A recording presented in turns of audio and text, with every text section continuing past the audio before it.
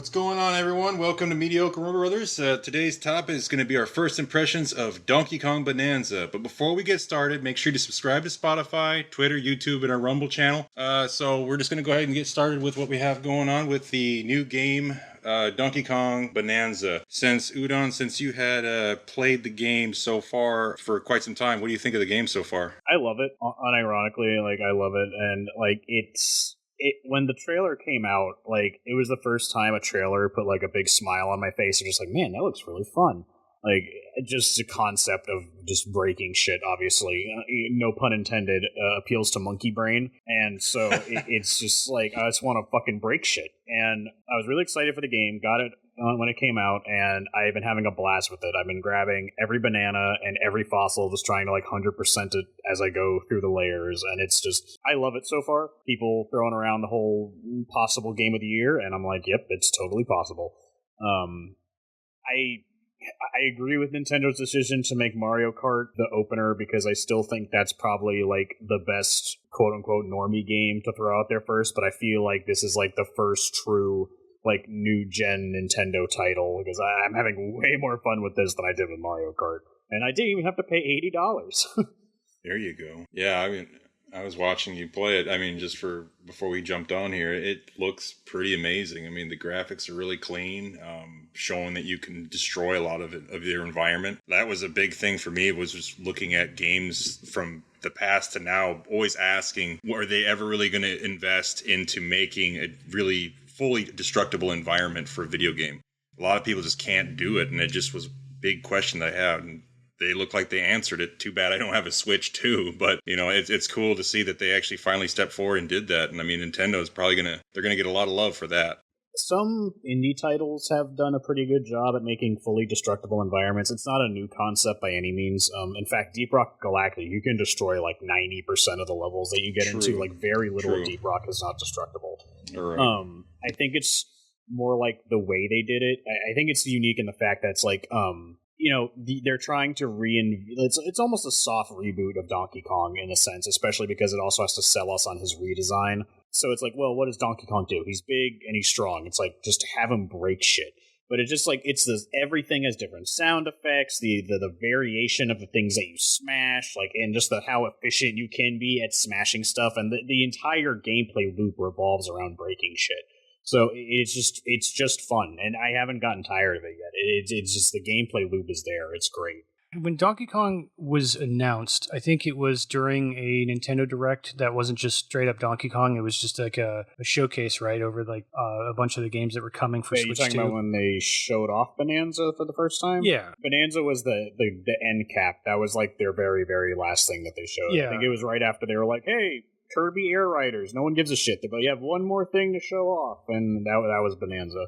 Yeah, and now that I got a hold of it, I do agree. Mario Kart being the launcher, it's going to be more accessible because it's multiplayer. It kind of gets everybody to play together. Now, Donkey Kong does have co-op, but I haven't tried it yet. But it's more akin to Mario Galaxy. That family. It's that baby co-op. It's just hand the controller to the person in the room who doesn't play video games, and they can pretend like they're having fun. Give the little brother the controller that's not actually plugged in, and have them pretend to help. I was really kind of excited about it because I really like the Donkey Kong Country franchise. I enjoy those platformers. We did the first one as a game of the month, and I think the cool part about that is we all got to play the first Donkey Kong Country, and now we're getting to play the latest installment of a Donkey Kong platformer.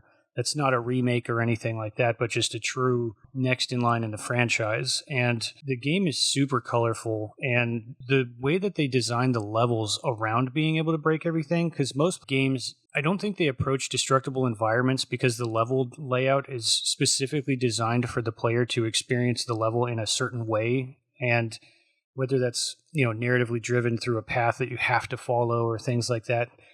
Call of Duty, you're throwing grenades, but you're not blowing holes in the wall or anything because you're supposed to be going through this particularly designed layout. But I feel like even though there's so much random destruction, everything is placed so specific in Donkey Kong that you can just go nuts and still not get lost or even ruin the layout, because when you do something like destructible environments, Minecraft's level design isn't necessarily the greatest, but it's its own type of beast that's meant to be explored in like a random generator, and most games like that are, but yeah, I feel like Minecraft's is probably the absolute top tier in terms of like what you're going to get when it comes to procedurally generated, fully destructible environments. So it does its best, but yeah, but it's like that game's designed around that, right? But it's this true randomness, and you're kind of just on this adventure. But in Donkey Kong, they want you to experience the world that they created in the same way that Mario does in Mario Odyssey, but they put so much shit in there and allow you to break through it all, and they encourage you to like tunnel your way through stuff because you have your ability to see items in things. And for it to be destructive and maintain its solid level design is like a lot of cool work. It's handcrafted chaos, is how I would describe it, because there are tons of. I'm on World 5. I don't know how many layers there are to the world. I'm going to assume 10. I'm just going to assume that based on like a nice even number. You start on level 100 and you go up every 100 layers is another level essentially. So I'm going to assume it's 10. Maybe it's less than that because so far these worlds have been huge, right? And I've seen a speedrun of this game.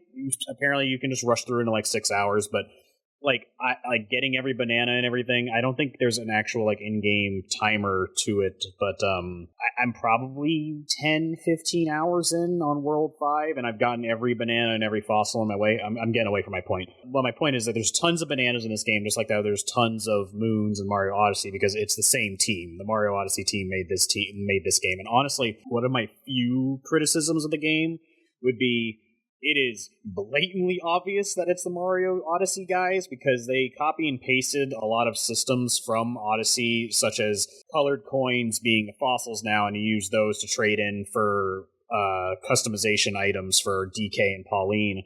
And a lot of the UI is almost one for one the same. Like how you grab bananas is how the same thing as you grab stars. There are a bunch of mini challenges around. Like they could have hit it a bit better, but I mean, Mario Odyssey in and of itself is a good game, so it's not necessarily the worst thing in the world. It's just like you can clearly see.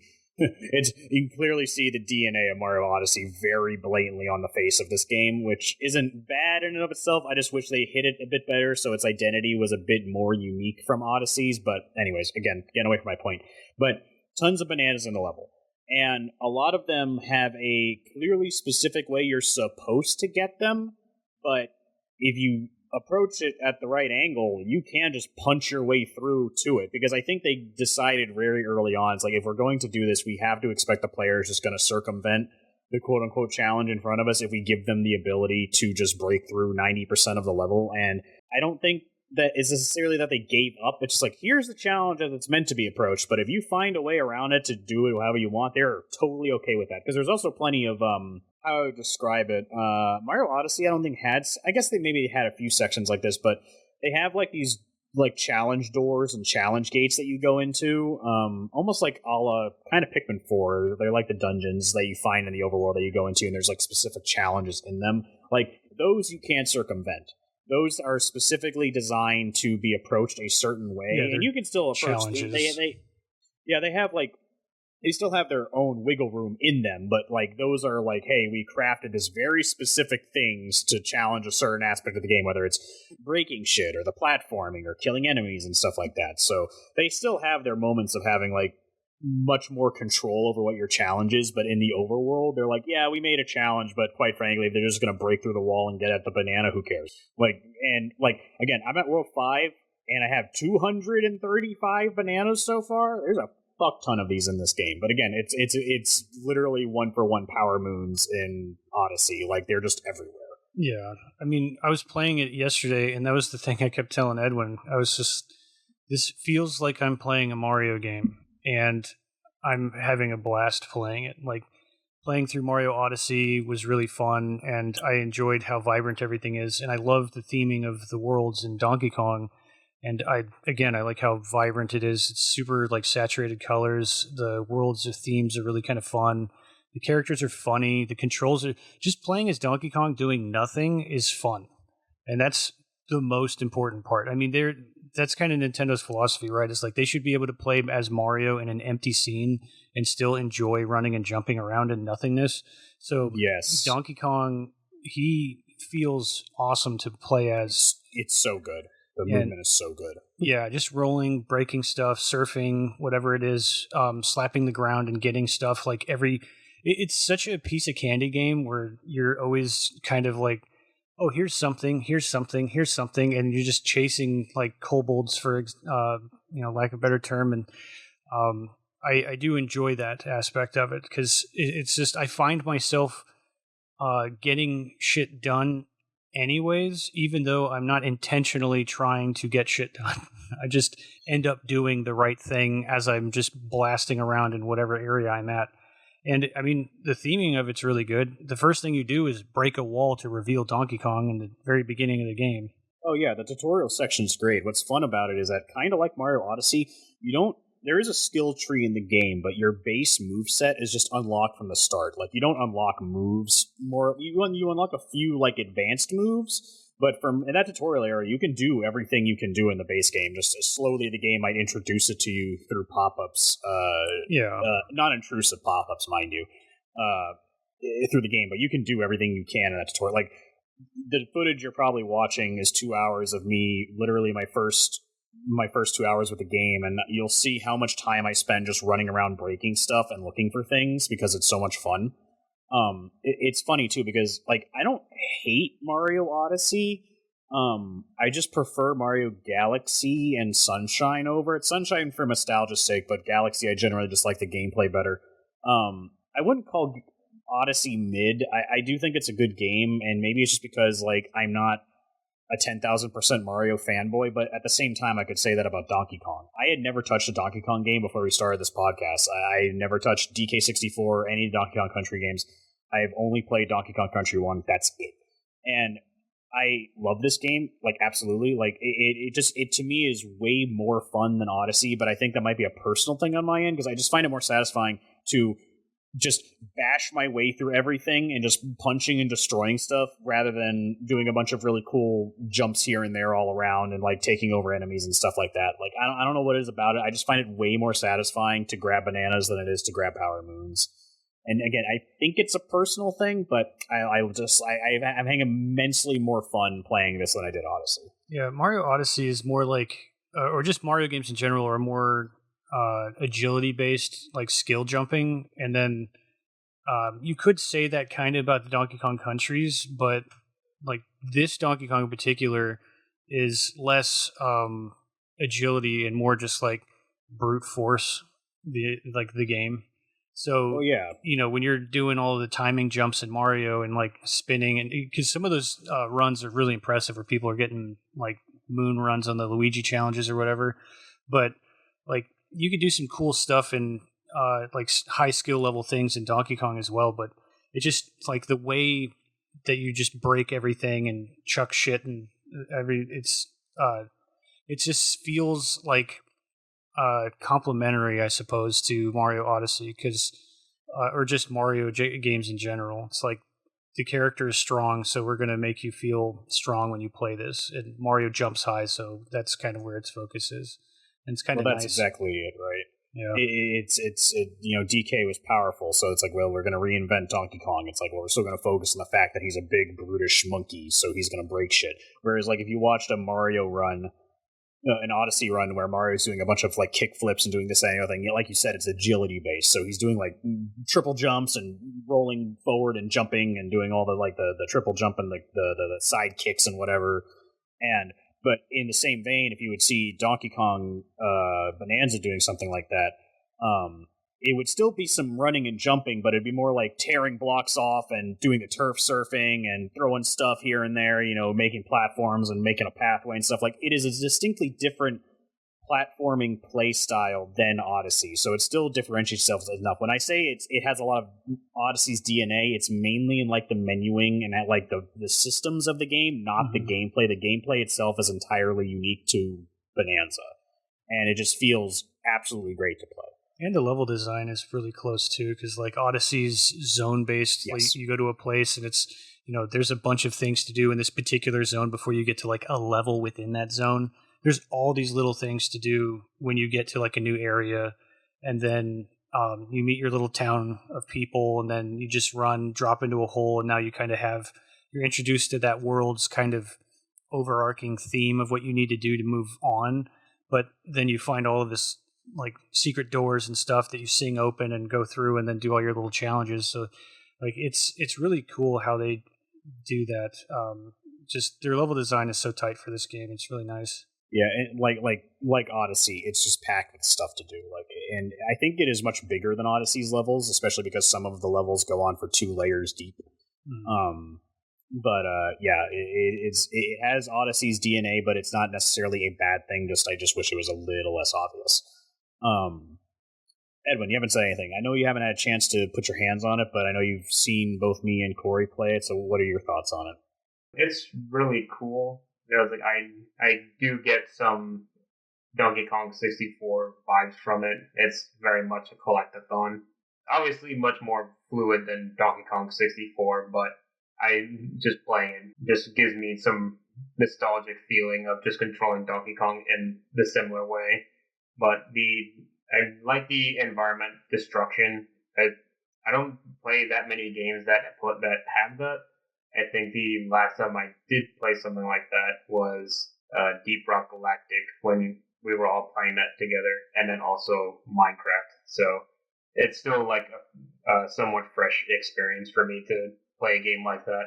The only real issue that I do have with the game is just the climbing is a little strange. Yes, I totally agree. The climbing could have been done better because the fact that like a lot of the stuff in the game is destructible, some of the hitboxes can be wonky, and sometimes DK's just like, "You wanted me to let go, right?" It's like, no, and then he just falls into the fucking abyss. And he sometimes when he's like, you're just trying to climb across like a seemingly flat surface, the game's like, that's not flat, and then Donkey Kong will let go or something. Or sometimes your controls will be backwards because of how the camera orients itself, because it thinks you're doing one thing but it's not. That's my other criticism of the game is, yes, the climbing could have been a lot tighter. The climbing has its quirks to it. Yeah, I played all the way up to getting the first Bananza power, the Kong one, and then that's pretty much where I left off. But I'm not sure exactly like how I would play it. I feel like a lot of things I can just leave and then just come back when I have better power ups, so I have something to actually use those power ups to get. No, go ahead. Keep going. Well, it's I'm thinking in that fashion because when I played Breath of the Wild and then the DLC came out, I pretty much didn't have any need for some of the new features that you get with the DLC because I did everything already. So it's like I just leave some stuff like in the past levels just so I can go fly around or do whatever. Like in the event that there's like DLC or like you get all the powers, so you get to have more fun utilizing all of those things. Yeah, so I was like, I just leave things undone just so I have something to use them with, and I don't know, maybe it might end up being easier to do it with the future power ups. It probably would be. I wouldn't disagree because I know at some point you do get an awesome. I just got the Zebra power. They're spacing out the Bananza powers pretty well. That you're not just going to get them like right in a row. Like you have to go through 2 whole worlds before you're even going to get the next power. And then I know we get an ostrich power at some point, and if I remember from the trailer, there is some kind of flying in the game. So I don't disagree with you that you could do that and make itself a little bit easier on you, especially with like a flying power. One of my favorite things about the game, and like you said, it's a collectathon. I love collectathons, especially when it's really fun to traverse the world. And you said DK64 vibes. Ironically, what I was comparing it to, and I'd never played DK64. I was like, I'm getting mad Banjo-Kazooie vibes from this. Same company, hilariously. But I was like, getting a lot of Banjo-Kazooie vibes from this in almost the same sense because, Banjo-Kazooie is a 3D platform collectathon, but it's not as fluid and agile as Mario 64 was. Like Banjo-Kazooie were a lot heavier as a character base, and a lot of their shit was about getting power-ups and doing different things to traverse the world in that aspect, which leads to a lot of like parallel level design choices with this game because it's not all about agility. It's about power-ups and how you use them. So, and it's funny, so in a sense of a collectathon, what I like best about a collectathon is that I need to be able to collect everything that is in my way, like without fail. I guess how I describe this. Banjo-Kazooie, every level you go into, you can get every single jiggy and note and everything in there with a very few exceptions of things that you might have to trigger in another level. Whereas Banjo-Tooie, like, a lot of the jiggies can't be gotten until you go to another level, get some kind of ability, and come back and use it. But so far in Bonanza, I have not been barred off from any banana or any fossil. I can 100% each area and then move on. Like, I vehemently dislike having to come back and collect one. I want to get everything here before I move forward. The only time you're going to get barred from it is that if you go to a new layer that has a new Bonanza power, there might be challenges or something in there you can't do until you have that Bonanza power. But so far, I have not needed to go back to get something. I've been able to 100% the game as I go from level to level, which is something I very much appreciate because I hate having to come back and do it with games like this. That being said, Corey, I think it was funny what you said, Corey, because I immediately thought I agreed with the sentiment that this could be a Game of the Year contender, whereas you really didn't see it that way. Now, have you changed your mind on that, or are you still in that mindset? Because when you first said it, it seemed like you were really just like, yeah, it's good, but it's nothing like a Game of the Year contender. I mean, I put a couple hours into it so far, and I can see it. Like, when I was reading online, some people were like saying, like, "Oh man, this could be a Game of the Year right here," and I was kind of confused for a second of like how would this be a Game of the Year? But if you're talking about like what Astro Boy won, right?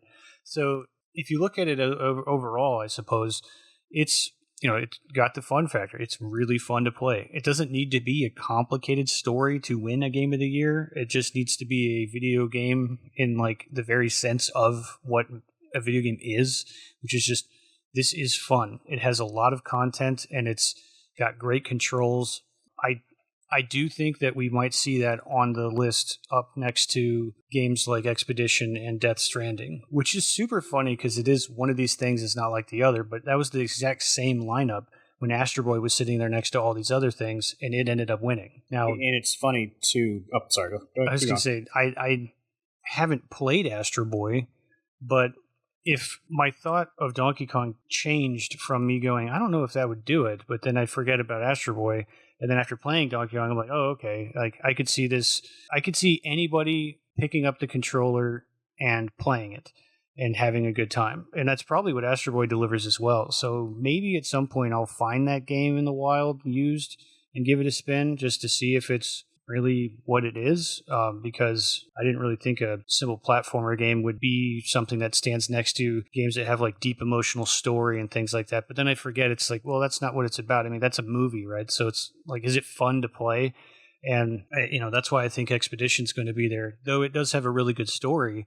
But Expedition takes simple turn-based combat and then makes it such an involved experience that it's super fun to play for somebody who might not like taking turns in combat, but because some people would say the turn-based combat's not for them because they don't like the pick and wait your turn type of stuff. They want more action, and that's kind of why the RPG world kind of started to turn into a lot more action RPGs. But Expedition was like, well, we made a game that they'll enjoy too, and turn-based players will enjoy as well. And so, like, gameplay is a huge focus when it comes to these things. Now, I don't know much about Death Stranding when it comes to the Game of the Year thing, because you might say that's the deep emotional story, but I don't like the gameplay of Death Stranding. Was that game ever put up in place of being Game of the Year? Yeah, Death Stranding is highly regarded, like, overall. Yeah. And I wouldn't even call it a bad game because it has that, like, weird esoteric, like, taste to it. Obviously, Norman Reedus is a really good actor, so he brings a lot to the table. And as much as the man can go completely crazy sometimes, Kojima does know how to construct a decent to really great narrative. And I feel like I would get a lot out of just watching someone play Death Stranding, but I don't like, kind of how I said about Last of Us. I don't really hear a lot of people coming to Last of Us for gameplay. It's always for the story. So I'm imagining that's what they're going to Death Stranding for like the more like almost Lovecraftian-esque weird shit fucking that goes on in that world. So the first Death Stranding game I was very excited about, and I bought it. I put maybe 30 hours into it and was just I couldn't do it anymore. I don't like fetch quests, and that entire game is like designed around it. And I thought that maybe it would be kind of Metal Gear Solid-y because it's Kojima, and I was looking for that kind of, action and gameplay, but I just kept carrying boxes around. And I know it's more than that, and whatever the strand bullshit is, and building roads and making it easier to go back and forth. But, the trailers had me hooked, and I loved the, mysterious storytelling behind it. But then I just found myself watching it on YouTube because I just couldn't play it. I got tired of dropping boxes and falling down shit. So I was like, I'm going to go trade this in, and I'll just get the story from online, because I can't enjoy playing this shit. Well, I know the jokes that were coming around was always saying, like, this is a delivery man simulator, just because it was just like, it just seemed like that's all that was really going on, even though there was other things, and that there were these, kind of story or trying to get you involved with what's going on, but it's just, there's so much vague shit happening that it was kind of confusing. And the fact that they're throwing in, real-time actors also, which I don't know if that's really necessary. You got Conan O'Brien, you've got other people as well that are all been throwing in there, and just like, hey, you want to be in a video game? It's like, why? You have a fucking VTuber now in Death Stranding too. Like, you saw it, Pecora is like a real life VTuber you can watch, and she's in the game with her VTuber model now. Oh wow! I'm pretty sure I've said it before. Playing a character, by the way, she's not playing herself, but it's the same concept. I know I've said it before, but I just can't. I can't get behind that. That also takes me out of it so much when I'm playing like this game, and then it's like, hey, I'm Conan O'Brien. It's like, God. It's like nothing against him, but it's like, it's just weird. I understand it takes place, I guess, in the real world as well, but I don't know. It's something about that just but they're not playing themselves. They're playing characters, so they can't hide behind that. I know that bothers you a lot, and it bothers me, but to a lesser extent. I guess it's just because, like, if it's a really good actor, like, it won't bother. Like, bear with me, but how hilarious it would be if they threw Adam Sandler in a game, right? I wouldn't be able to get over that, because I think the man's a decent actor, but it's just like Adam Sandler just plays himself in every fucking movie. It's the same thing like if you just threw Jack Black into a fucking video game and he just played himself.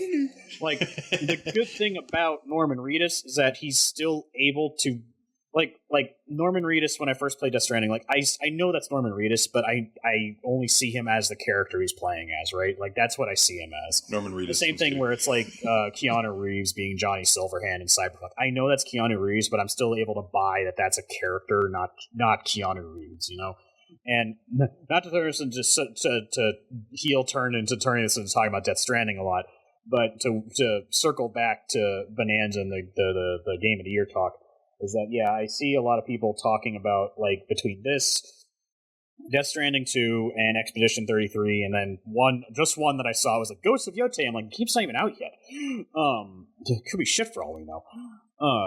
But it's funny too, because I know during the episode we did about the game awards for last year, we were kind of shitting all over Astro Boy, and I actually kind of feel bad in retrospect, because I think we also realized in a different episode, I actually came to the realization, it's like, wow, all the Sony people and everyone else is like, oh my god, Astro Boy's so good, because it's a video game. And I know, let me explain why I say that. It's like, because most of Sony's properties have alternative to movie game stuff, but Astro Boy was just a fucking platformer. Like, it was just a nice vanilla platformer video game, and it was almost the same concept, like, not Power Moons, not Bananas, but you're gathering all the little robot dudes. Like, it's the same concept. So I was like, man, I actually kind of feel bad. Now I kind of want to get Astro Boy and see what it's all about. And, like, that's why people were liking it so much, because it was, like, just a tried and true gamey game. I know it sounds so stupid to say out loud, but it's what I mean. It's a video game at its core. And that's honestly Nintendo's bread and butter, is making, they're still in the business of making video games. Like, very few of their subsidiaries and partners make heavily story, Monolith Soft, and I don't know if Fire Emblem is made in-house, but if it is, it's their only property that has a heavy emphasis on story. Because even Legend of Zelda, like, it has some deeper themes, and you can look into stuff, but at the end of the day, it's just Ganon bad, go kill Badman. Like, it's not a whole lot to get you going, right? And, so Bananza is just a game for the sake of being a game. The only through line you have right now is that Pauline is the only voiced character, and I'll get into her in a minute. But it's like, she's a singer and she has stage fright, good old stock standard vanilla thing like that. And so now her story arc through the game is that she's slowly getting over it by hanging out with DK and singing a bunch. But it's just a game. And I think that's why people love it, because it's like, wow, it's a gamey game. I really hate saying it, but I don't know a better way to describe it. It's just like, this feels like a good old fashioned video game. No huge storylines, no fucking deep combat systems. It's just a baseline skill tree and lots of really good movement, and you just break shit, Another one that was like from Sony was Sackboy, Big Adventure. That one, Little Big Planet. Little Big Planet. Well, there was one that was for PS5, and it was called Sackboy Big Adventure, and that won a ton of awards in 2021 for just being a game, because there was nothing really crazy about storyline or anything. It was just fun. Then you could play multiplayer, play with other Sackboys, and you'd get custom designs of your suits and stuff, and you just run through basically just doing these missions that are not really missions, but just completing each level, and then you just go through until you finally came across the final boss. But it was very simple but very clean.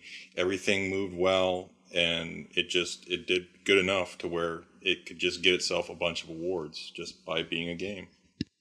And I think that's why games like Astro Boy and games like Bananza now are getting a lot of attention, because you don't see this simplistic approach from the big developers very often. Like, it's not very often now. It's a rarity that we get, not necessarily from Nintendo, but from just like at large. We include all the big companies. Like, we very rarely nowadays get like really simple games that are just meant to be games. Again, I really hate how I'm describing this, but I hope everyone gets what I'm saying. It's kind of interesting because it seems like a return to form, or maybe it's the trend, like the cycle, right? Because we're going to go back into that. Like, we just got a bunch of zombie games, so now it's vampire game time, and then insert military game time, and then it kind of does this like whole circle of like themes everybody's chasing. But we've been so bombarded with deep narrative stories, and Sony's going to still make those, but we might start seeing more simplistic, just fun single player platformers. Yeah, we'll probably see Astro Boy 2. I highly doubt we won't see Astro Boy 2, and I'm also now incredibly scared because I just realized, oh fuck, what if Microsoft is like, Rare, make a new Banjo-Kazooie, and I'm just like, oh, please don't. You're gonna ruin it. Whatever you do, you're gonna ruin it. Well, Nuts and Bolts kind of killed it. It's like, I'm pretty sure that Donkey Kong would win for the similar reason that Astro Boy did win, but it's mainly just like the developers on the developers' fault that it did win, because for Sony, they went off to make like interactive movies pretty much. So a lot of people forget. It was like, hey, you remember like those like Little Big Planet and things like that. It was like, we don't get a lot of those anymore. So like at the end of the tunnel, they finally get one, which was Astro Boy. But in the same fashion, for Nintendo, when was the last time there was just a simple Donkey Kong game as a collectathon? I think pretty much before Bananza, it was just like Donkey Kong versus Mario, Donkey Kong in go-kart racing, and things like that. There wasn't like a true like Donkey Kong game for a really long while. So it might have the same effect. What was it? Tropical Freeze was like the last like Donkey Kong game, like tried and true Donkey Kong game, and it's still just Donkey. Yeah, it's just Donkey Kong Country, but broad. Yeah, it's a Donkey Kong Country. So it's like for the longest time there wasn't like a 3D platformer Donkey Kong. Yeah, we only had Donkey Kong 64 for so long, and that game never got a sequel or anything. And it's just, I feel like Donkey Kong was kind of sitting in a really weird place, because there's some Nintendo properties that are always sitting in a weird place. Like, we're finally going to get Prime 4 after all these years, and then Star Fox is just, sitting on the bench waiting to be called in, coach. I mean, for the most part, it's like I usually just consider Game of the Year to be more. I mean, if it won't happen every year, but I consider it more to go to the most revolutionary game. So it's like for me, it was like I still don't think Astro Boy or Bananza should win, Astro Boy shouldn't have won, because Balatro was like more revolutionary to it, and the fact that it was made by one person. But I mean, don't think so, because I it's mean, like it was like a complete like change to what like an old like poker game. It was like, oh, make a poker game into an RPG is like more interesting than like no one wanted the Shadow of the Erd Tree to win because it was just considered DLC. The fact that they even put it in was not. It's yeah, like I still shouldn't think have that's happened. lame, but it's like Balatro. I mean, maybe it's because I had my head in the sand. I never even knew what the fuck that game was until we looked at that ballot.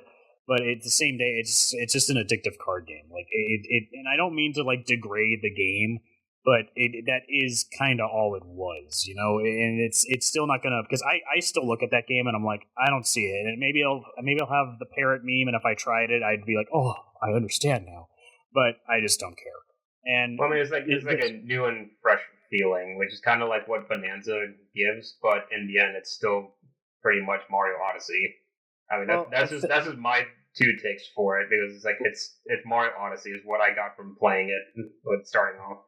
Well, I mean, it has a very high. I mean, I think it's going to be down unless we're going to see some curveball out of nowhere. It's going to be down between Bonanza and Expedition, and I hope at this rate, I'm hoping to play. I don't know if I'll be able to beat it, but I hope to play Expedition by the end of the year, because it is genuinely very baffling what that game managed to do and like the splash it made and everything like that. So I think a lot of people like it because I mean that platformer doesn't win every year. I mean, fucking last year's was. I mean, Astro Boy was the first in a while. Before that, it was like fucking Baldur's Gate 3, and then like God of War Ragnarok, and fucking God forbid Last of Us 2. I don't know how the fuck that one, but that was also Game of the Year one year. But so again, maybe that's it, right? We had a bunch of games in a row that were either very story based or very technical, and people were like, "Oh yeah, good old platformer." You know, we were all happy about it.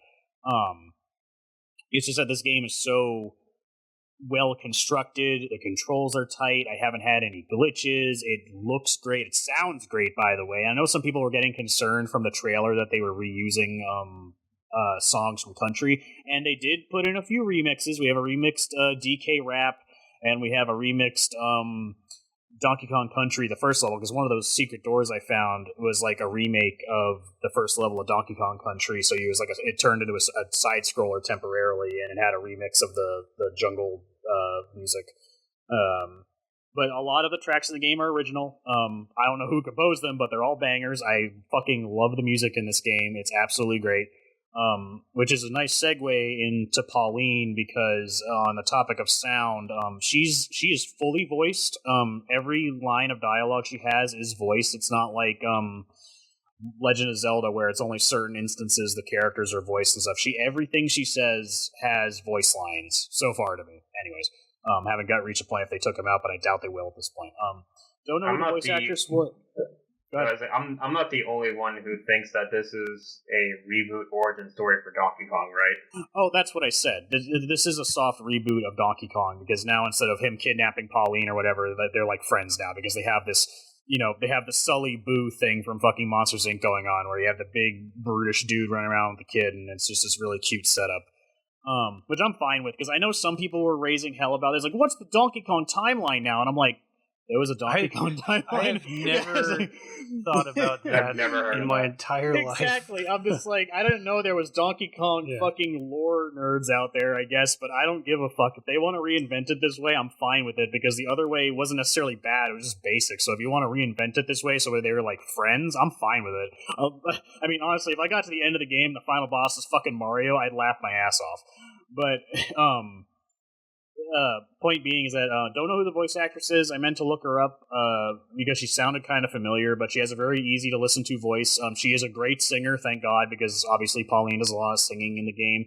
And when you're using like the Bananza powers and stuff, there are lyrics to the music while you're using them, and it's really nice to listen to. The music doesn't get old. Pauline herself, I was kind of worried about from the trailer because I'm like, oh great, a companion character that's going to narrate everything I do. She's not that bad. I know I just told these guys the other day how much I liked it because it seemed like she wasn't talking a whole lot. And I'm not saying, like, shut the fuck up, NPC. You don't only talk when I speak to you. It's more just like, I'm so sick of the fucking NPCs in games where it's like, you're going down a fucking tunnel and there's like a clearly destructible wall in front of you and they look at you and say, wow, that wall looks destructible. it's like, wow, thank you. I'm not blind. It's like, wow, look, a shortcut, and it's literally the only way you can fucking go. And I'm just, that kind of shit gets on my nerves. And it does get quote unquote worse because, as I said earlier, but it's a narrative thing. So Pauline's a singer. The game says she's 13 years old. She looks much smaller than that to me, but whatever. Point being is that she sings really well, but she has the typical, like, you know, she's a singer, but she has stage fright, and she's only able to sing in front of DK because he befriended her, and he's just the one monkey. And every time you get a Bananza power, she has to stand up in front of a crowd of whatever animal is giving you the power and sing. So she's like slowly getting over her stage fright. And she does talk more as the levels go on because she's getting more confident in speaking and getting more comfortable with Donkey Kong, which I thought was narratively was cute. I'm like, okay, that's nice. She's not like buddy with him immediately. So she is talking a lot more now, but still, it's just quip. It's just like, yeah, good job, or like, yeah, get him. You know, it's not. She's not telling me how to play the game. You know, she's still letting me do what I want. So Also, it gets a very quickly, because this is a surprise to me as well. She's voiced by Jenny Kidd, and this is her first role that she's ever had in her career. Wow. Yeah. Wow. Okay. Never. I guess she just sounded. I guess I'm off the mark then. I'm usually good with voice actors. Strong resume to move into something else. Yeah. Oh, goddamn. Well, I mean, I'll give Nintendo that. I mean, and here's the thing. I don't know if it's English through all regions. I don't know if it's the same. If they just used her and it's English and everything, including Japanese. It's just for English. Okay, well, either way, they did a good job casting them because I think she's great for the role. She's very easy to listen to. She doesn't get on my nerves. And even though she is talking more now, like I said, it's not telling me how to play the game, talking. Like, very rarely she'll be like, hey, a banana. And it's sometimes, and especially in a game like this, where you're breaking shit and possibly, and another small criticism I have is that sometimes when you're breaking shit and you're like in the middle of the earth, the camera can go a bit wonky sometimes because it's trying to find you. Yeah, it's not the worst thing ever. It only happens sometimes, and especially in a game like this where the player has so much freedom and how the level is actually shaped. I can't really blame the camera for losing its mind sometimes. But it's a very small thing. It only happens occasionally. The camera has a system on it where it changes the way it views the world if you're underground by highlighting what you're doing underneath. So if you're in this weird halfway point, it doesn't know what to which rendering to choose. So it gets crazy sometimes. And it's like, bro, I'm underground. Just settle on my character real quick. Sometimes I'll be running around and I don't even know where I am. I'm just pressing square a bunch or whatever the attack button is, and just to get coins because I know I'm in a gold room. I was like, I don't even care about the camera. I'm just trying to get money. Yeah, exactly. So, yeah, long story short, Pauline's fine. I was really worried that she was going to be another annoying companion character, but she's not that at all. She's completely fine. I really like the dynamic.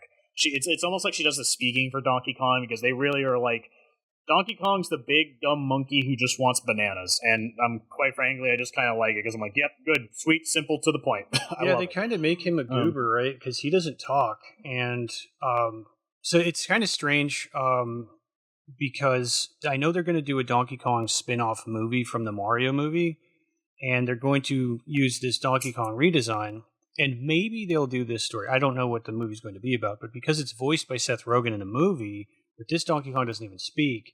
I mean, you can't have a movie where Donkey Kong's not going to say anything, so he's going to be speaking, he's going to be voiced by Seth Rogen regardless. But it's interesting. Well, not really. I mean, if they decide to adapt, we'll just say hypothetically, if they decide to adapt this, he can easily be silent because, like in the game, Pauline's the one that does the talking. He doesn't. Yeah, it really kind of depends if they're doing the Donkey Kong direct continuing from the movie that they did with the Mario movie. Yes. So there's that, but I really don't want to listen to Seth Rogen fucking talk for an hour and a half. Please stop. No. I was actually and it's kind of funny that the whole stage fright thing, because literally Paulina comes out of her shell, because she's trapped in a little rock thing. The her character, that sounds stupid, but I just got that. Her character is kind of fun. I like she's just adorable, and she's not just a regular companion. Like the skill stuff, you get when you find fossils, you get outfits, and the outfits are not just cosmetic. They actually have stuff, so you can put a different thing on her so that she can increase her swimming or whatever it is speeds. So it's really kind of cool how they use her as almost like an accessory to equip things. because I wasn't expecting that in the game at all. I thought it just like getting clothes, like in Mario, when you get like different suits, it's like, oh look, I'm in a tuxedo, or I'm dressed up like a vampire, or whatever it is. But in this, it's like the outfits that you put on are like increase the range of like an ability, or they help you in certain areas, like you move faster through snow or something like that. So that's kind of cool. And I like the little narrative moments when you go to your house to rest, and then when Donkey Kong goes to sleep, she kind of like she'll ask you a question and kind of express her concerns, or like just kind of Just, like, push the story a little bit. Yeah, and you could choose to ignore her or just like, what is it, and then she'll just kind of talk, and it's like, oh, that's nice. Yeah, again, it's building up this Sully and Boo thing where big dumb creature, and she's just warming up to this big dumb animal who just wants fucking bananas, right? But then they get you with the little heartstrings and kill him in the end, and just kill him violently. Yeah, but that, like I said earlier, that was like a main goal of the to circle back to how you're saying how they changed his design. This game was meant to sell us on his redesign. We already knew that they redesigned Donkey Kong a while ago, especially after the movie, and I think that's specifically because they wanted to make him more expressive and approachable, I suppose. Because older Donkey Kong, and we all grew up with the old Donkey Kong, but I'll be honest, like, you could make him more like likable or expressive with the face that he had, but I think ultimately if they really wanted to do that, the redesign was the right way to go, because old Donkey Kong just kind of has this there's no light behind the eyes sort of stare. Yeah. He just big dumb animal, like he'd punch thing. Like Diddy Kong had better expressions than he did. And so I really don't mind this redesign. I do not mind him being goofy. I actually kind of love it. Like, this game's really selling me on the new Donkey Kong, and if this is like, this is Donkey Kong from now on, I am 100% here for it. Like, quite frankly, I'm already thinking, I'm like, man, if we get another Smash Brothers, he's going to have all cool kind of moves from this fucking game and shit. Like, it'll be so cool. I said that yesterday. Do you prefer pants or no pants? Well, I was actually going to touch on the clothes, right? So, if the clothes didn't do anything, I probably would never have touched Donkey Kong's look, right? But I don't mind the pants, honestly. I thought it was a little weird at first, but again, it's like that thing. It's like, well, Donkey Kong's had no pants on for like my entire life, so it's like now that he has pants on, it's weird. But after you get used to it, it's like, it's fine. Diddy Kong has a hat and a shirt, and Dixie has a hat and a shirt, and I mean, hell, all the other Kongs have clothes on except for him. He only had a tie, so it's like, well, he should get some pants, I guess. But yeah, you run into Cranky as far as the other Kongs, you run into Cranky like every level because he's like one of the bananas you have to get every mission. You just walk up to him and he just bitches at you and then gives you a banana. I haven't gotten to them yet, but I do know Diddy and Dixie are in this game somewhere, but I'm pretty sure they only serve an NPC role. Like, they'll sell you stuff and then you like race them. They'll be riding Randy and you have to like race them with the Turf Surf or whatever. But yeah, people who were saying like they were trying to like erase Rare's identity with the game and stuff like that, like they wanted to like bury Rare's, because Rare is pretty much 100% responsible for everything Donkey Kong related, because they were in charge of country from the start and they created everything in that game from the ground up, essentially. It's just not true. They just wanted Donkey Kong to be more expressive, so they changed him a little bit. All the other Kongs still have their old design. I feel like this could have been, like, the Rare inspiration, their art style, and what they've done with Country is still there. Like, the DNA is still there. You can see it. Nintendo doesn't harbor ill will towards Rare or anything. They've always been buddy-buddy, and I know that they love what they did with Donkey Kong, so I think this redesign's perfectly fine, and I'm so here for it. I'm loving this game so far, so... yeah, so I'm thinking, I feel like I had one more thing to say about it, but I'm running, Corey already touched on the graphics, as he said. Yeah, everything in this game is gorgeous. It runs great, by the way. Switch 2, I think I've only gotten a few frame drops, and that's when there's like a bajillion things on the screen from like digging the shit out of the earth, and it's just like spawning shit left and right. But it only happens for like a second. Overall, the game's performance is really, really nice. Now, did that happen when you're playing handheld mode, or did it happen docked? Because I haven't seen any issues. No, in it happened. So basically, you know how I was showing you before we started recording of me basically bulldozering through a mountain. Basically, when you're doing that and too much gold spawns and then you collect it all at once, it'll cause like a very brief frame rate drop. It's literally like a second long, but it does happen. And yes, that does happen in in dock mode. Which to bring it up, I did try it in handheld mode. Works fine. Performance is still there. Works just as good in handheld mode as it does dock mode. Which I'm so glad they're being more consistent. But that being said, it's a first party Nintendo title. They know their own software, their own hardware very well, and they did that with the last Switch too, or with the last Switch console. So of course it's going to run well.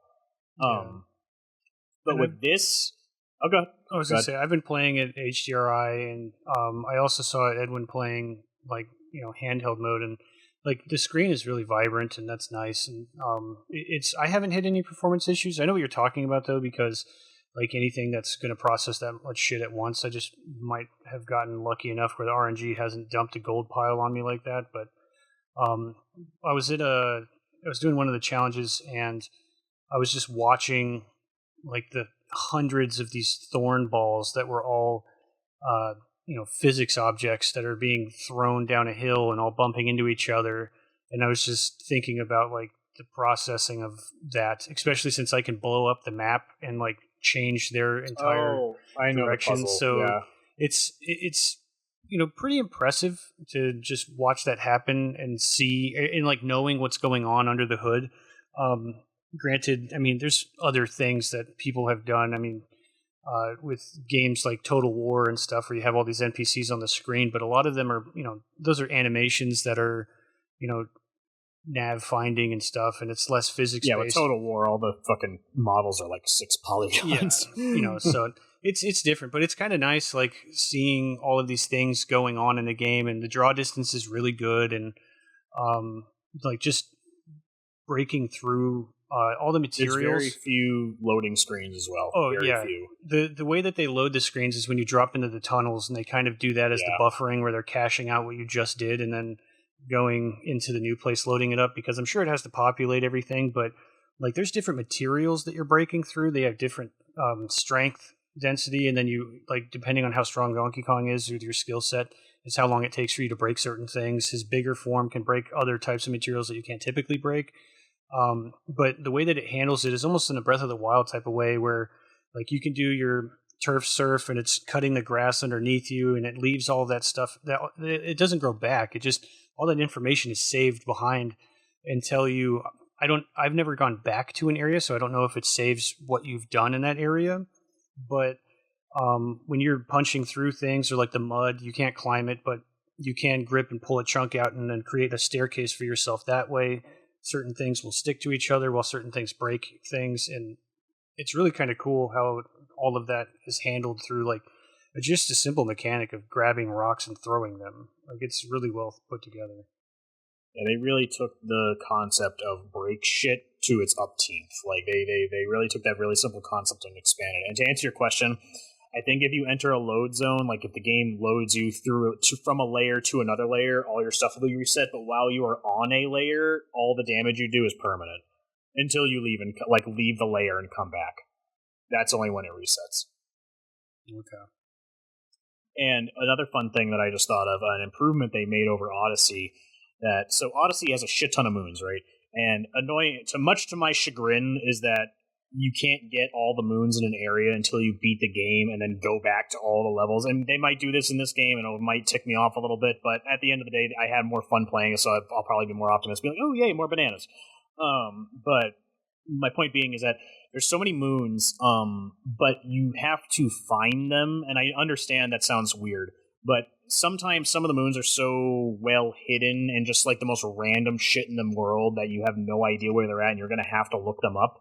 This game found a solution to that. So while you can find all the fossils and all the bananas just by yourself, they introduced this really cool mechanic that while you're punching through all the terrain, there's a percentage chance for it to spawn a chest when you break open some of the terrain, and you can augment that with, as you said, as Corey said, was the clothing items. And I think I might have went off this point, but point being, because the clothing does stuff, it actually incentivized me to change Donkey Kong and Pauline's look. So, and you change it like every level, and it's thematic too. Which the only other thing I thought was weird is that I'm in the Frozen layer right now, which is all ice cream themed, which is fun.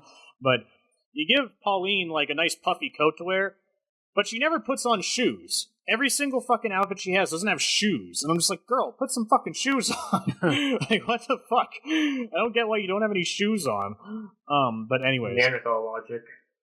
Like, we're in the middle of the fucking, like, Antarctic, and you got a puffy coat on, but you got no fucking shoes. Anyways, point being is that, so when you break through the layer, you might uncover a chest. And when you get the chest, most of the time it's just a bunch of gold. But other times it'll be maps. And when you get a map, it can be a map for any of the 3 types of fossils. Because usually there's like a rare, super rare, and ultra rare fossils that you can find. And the fossils are the same thing as purple coins and Odyssey. You use them to get those fashion items. Or you can get a banana map. And what they do is that when you go up to the map, you have like a big map you can open, which, by the way, the map is great because it's just a 3D model, like very simplistically 3D modeled rendering of the area, which is neat. And it's very easy to tell where you are and where you need to go. But the maps will just mark those items on the map. So it's really nice that, when you reach the edge of your rope, because they have this sonar clap ability, and I stupidly raised that maximum first. I'm like, this will help me find shit. I don't think it's that useful. The range on it's kind of piss poor, even fully upgraded, and sometimes you can't really see the flashing stuff through the rocks all that well, even when you're like a couple feet away from it feels. So I don't like it that much. It's another small criticism. But the maps fix it because it's like, oh, well, I just need to find the stuff. So I'm like, all right, big DK mode, and I find a mountain and just turn it to rubble, and I'll just find a bunch of maps. And then that'll let you find all that stuff without having to consult the internet. And even if you don't even feel like doing that, you can use all this gold you're finding to go to one of the shops, and then you can just buy the maps from them and find all the stuff that you need to find. And it's like, well, does that seem like cheating? And it's like, yeah, kind of. The maps get more expensive every time you buy one, so you really don't want to do that too much. And while gold is a very common currency, you don't gather it that fast. So I don't think you ever want to be in a position in this game where you're farming gold, because I feel like that would really put a damper on things. Haven't reached that point. I don't think I will. But like I said, it's just nice that you can 100% the game and get everything you need to find without having to consult the internet, which is very nice. And I think it's just a nice thing to have. But yeah, I mean, unless anyone else has stuff to say about it, like I'm not a Donkey Kong fan. This game has turned me into a Donkey Kong fan, and if this is the new direction for Donkey Kong games, like for going forward, I am all here for it. Like I honestly can't wait for Bananza 2 or whatever it might be down the line now. On top of that, if this is the A game that Nintendo's bringing for the Switch 2, like fuck, Metroid 4, like Prime 4 is going to be great. Well, hopefully it's going to be great. I hope it will be. But yeah, I think it's just a big step up in Nintendo's books, and I fucking love Bananza. So if anyone has anything else to say, Jordan can take us out, I think. I think I'm going to second that statement. I was really impressed with Donkey Kong's presentation. That the only thing I could think of was whatever the next Mario game is going to be very good. And I'm excited about Metroid now, and I'm a little hopeful for Star Fox to make an appearance on the Switch too, because we did get that weird Star Fox like game on Wii U. Maybe not like a remake or remaster of that, like a port, but like a new Star Fox game that could potentially have like the same kind of attention that Donkey Kong's getting, and then whatever Zelda's coming out. Because if they use anything with like the color palette that like Donkey Kong's doing, if they do like a more colorful Wind Waker-esque Zelda game, and less Twilight Princess, like we might see like really vibrant Zelda world. That would be really cool. I understand Breath of the Wild and Tears of the Kingdom exist, but even still, the color palette for those games are very kind of more neutral and less like vibrant and saturated. So I'm curious to see what Switch 2 games are going to, like first party games that are not remakes, are going to be after this, because this is really fun, and that's ultimately the most important part of the game, right? Or like playing video games in general. It's like I'm having a lot of fun playing it, so that's all that really matters. Yeah, well, I mean, again, it's like I know we just said we try not to suck Nintendo's dick, but when you put out shit like this, it makes me want to. Like Mario Kart World is not a bad game. It's just kind of boring because it's just Mario Kart. But this is like a brand new thing, right? Mm-hmm. Metroid Prime 4 is in the pipeline. Whatever new Zelda will, like actual Zelda, not the Dynasty Warriors one we have coming. But like first party Nintendo stuff, like I'm now excited for that. I'm excited for whatever that new Splatoon spin-off's going to be now. Like that, like I can't wait to see what if this is what they can do with their new hardware. Like I really, and obviously this is the Odyssey team, and there's other teams working on those other projects, and they have all the possibility in the world to slip up. I'm hoping they won't. So Bonanza's putting a very big, like a very high bar that I hope that they can continue to reach with all their first party shit. Please, ZA, be good. And with the ZA, that'll be an interesting playthrough. And with Sony's, like I think Sony's only major IP that's coming out this year is Ghost of Yotei. So, I'll probably give it a try. I watched the direct of that. It seemed kind of interesting. So, we'll see if it delivers a really cool samurai feature. I wasn't necessarily a giant fan of Death Stranding is a Sony. Oh yeah, I guess the Death Stranding one too. But I mean, I don't know. I don't care about it. So it's how much you think about that series. Yeah, Norman Reedus Simulator. But, yeah. So, anyways, I think that's good for me. You got any final thoughts on Donkey Kong here, Edwin?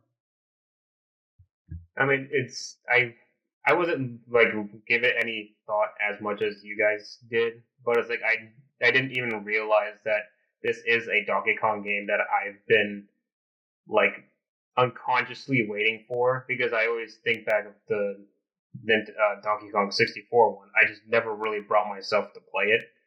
To go back and play it after losing my old save file for it.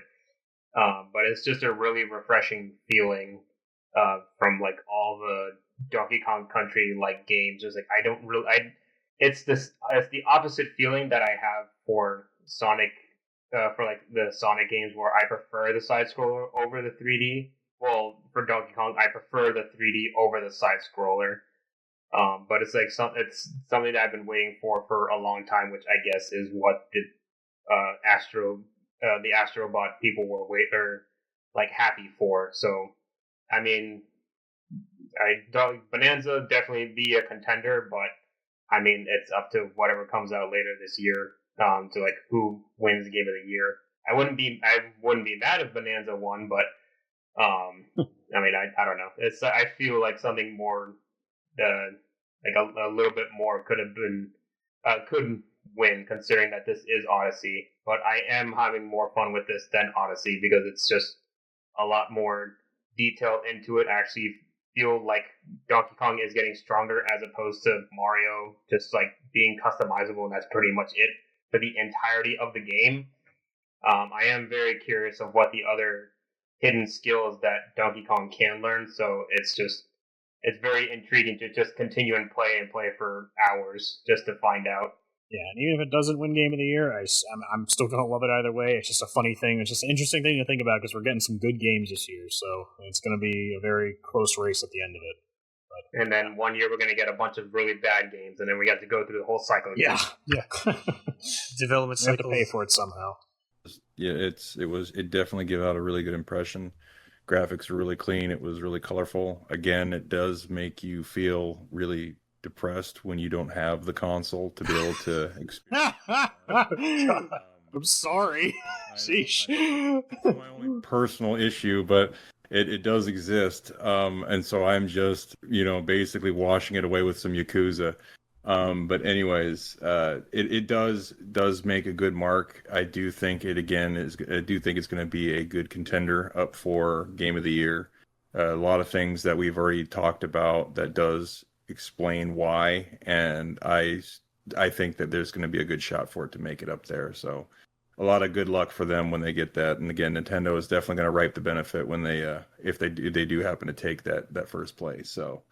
All right. So, well, I guess we'll be wrapping it up today. Don't forget to follow us on Spotify, Twitter, YouTube, and our Rumble channel so you never miss an episode. And to all you gamers out there, just remember to keep exploring, keep playing, and keep listening. Until next time, this is the Mediocre Rumble Brothers podcast signing off. Thanks for listening. Oh, banana. Hey, this is Corey, and thanks for checking out Mediocre Rumble Brothers. If you liked the video, please drop a like, and if you didn't, that's fine too. If you'd like us to talk about any specific games, drop a comment below, or feel free to discuss your experience with the games that we've mentioned in the episode. You can also listen to our episodes prior to YouTube on our Spotify. Thanks for watching, and hope to see you again soon.